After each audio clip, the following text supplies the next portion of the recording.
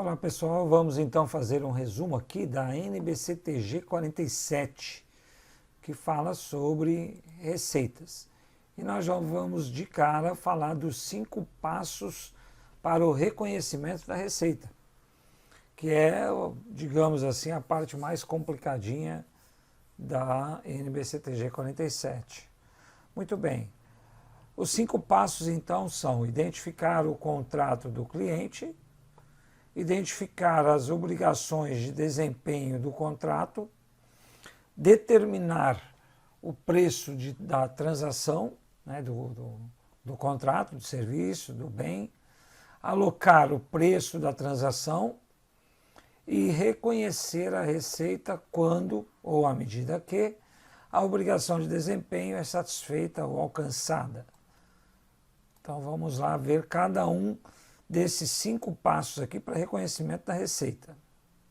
Primeiro, a identificação do contrato, né? Então o contrato ele tem que ser aprovado, ele tem que ter os direitos de cada parte identificados, ele tem que ter os termos de pagamento identificados, tem que ter substância comercial e possibilidade de cobrança.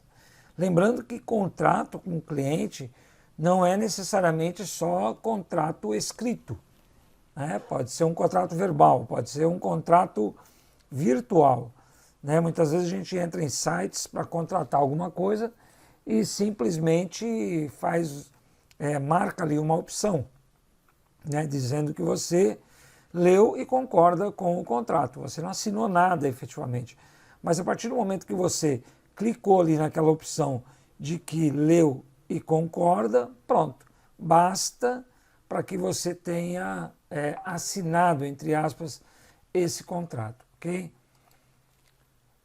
Muito bem, identificar as obrigações de desempenho do contrato. Para efeito de reconhecimento da receita, esse é um dos principais pontos, né? Que é o que você vai entregar através daquele contrato para o seu cliente. Pode ser bens, serviços, pode ser os dois, né? Então, obrigação de desempenho do contrato é o que está sendo comprometido pelo fornecedor ao cliente em relação ao que ele vai entregar, ok? Determinar o preço da transação. Então, o preço da transação é o valor que a entidade espera receber em troca da transferência dos bens e serviços, valores fixos e montantes variáveis, que devem ser estimados. Então, pode ter algum contrato que tem valor montante variável, né? O valor do contrato. E quando é valor variável, para efeito de reconhecimento da receita, tem que ser estimado confiavelmente, né? E pode ser também valores fixos, enfim. Isso aqui é o quanto vai se pagar pela realização do contrato, pelo que vai ser entregue no contrato. Legal. E agora a alocação desse preço da transação. Então nós temos preços ou preço observável de bens ou serviços vendidos separadamente, então dentro do mesmo contrato. Você tem bens e serviços, por exemplo, que estão sendo fornecidos, você cobra um valor único, mas nós temos que ter aí, para efeito de reconhecimento da receita, o valor observável de cada um desses itens, tanto do serviço quanto do bem. Preços estimados de venda, caso não haja observância, não é possível identificar o valor individual, né, de um dos bens que estão sendo fornecidos no contrato. Então deve ter a possibilidade de estimar esse preço de venda. A abordagem da avaliação do mercado ajustada ou a abordagem da margem com base no custo.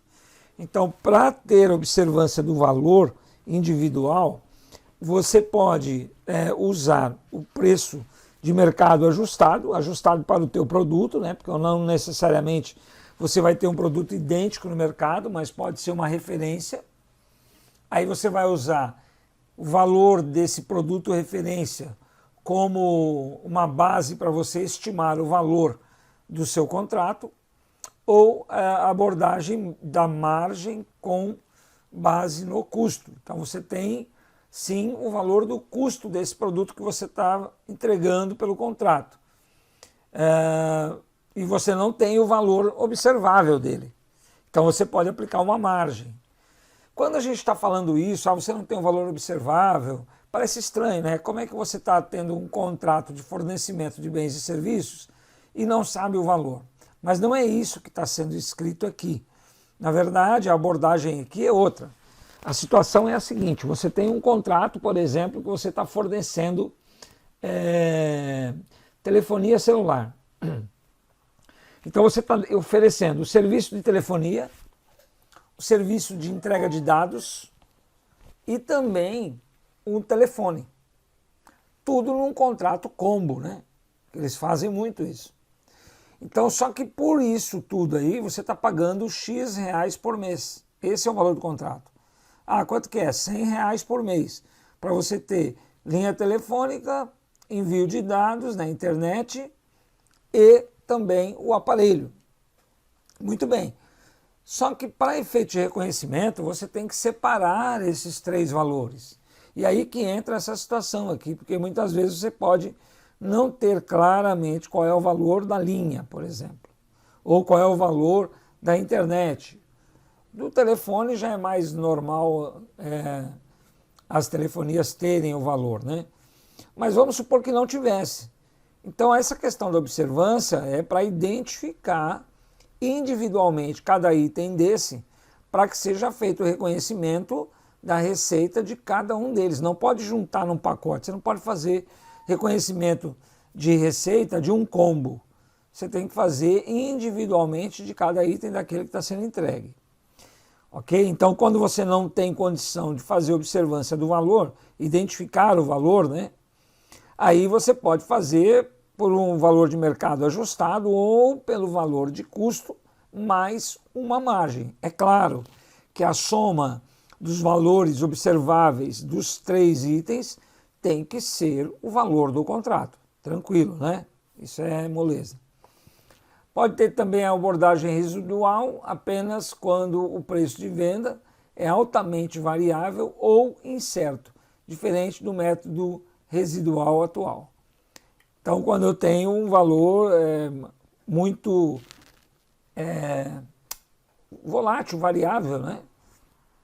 Eu posso fazer a abordagem do valor residual, que é o quê? É o valor no final do contrato, né? Quanto é que vale esse equipamento, esse item, esse serviço, né? Ok?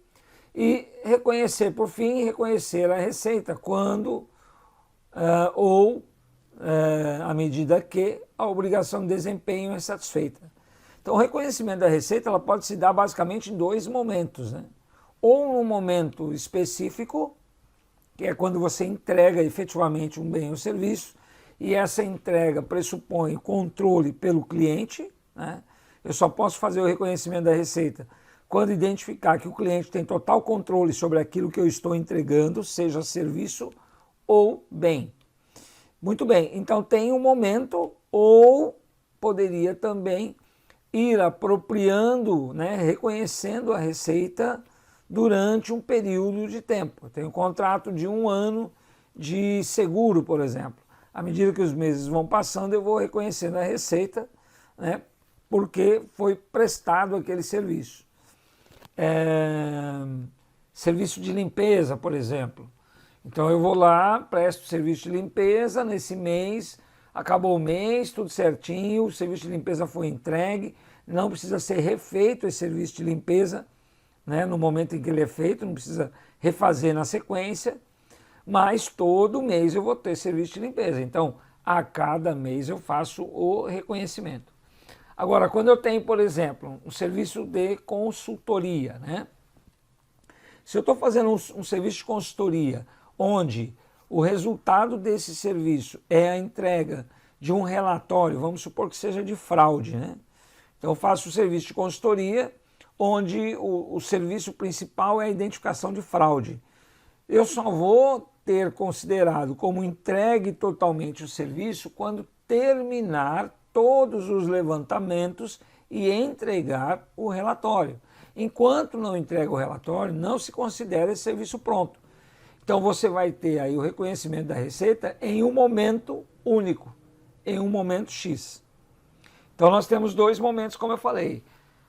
Um momento, eu posso reconhecer a receita em determinado momento, momento X, ou posso reconhecer a receita durante um período, né, ou vários períodos. Legal? Então, basicamente, falando de reconhecimento de receita, que é o principal ponto aí da NBCTG, apesar de que tem várias coisas que você precisa dar uma olhada, mas isso aqui é um resumão, né? O principal é isso. E dentro desse reconhecimento, então, são esses 5 passos que eu passei para você assim de uma maneira bem reduzida. Tá bom? Então é isso daqui. A gente se vê em outro resumão aí. Tá bom? Forte abraço.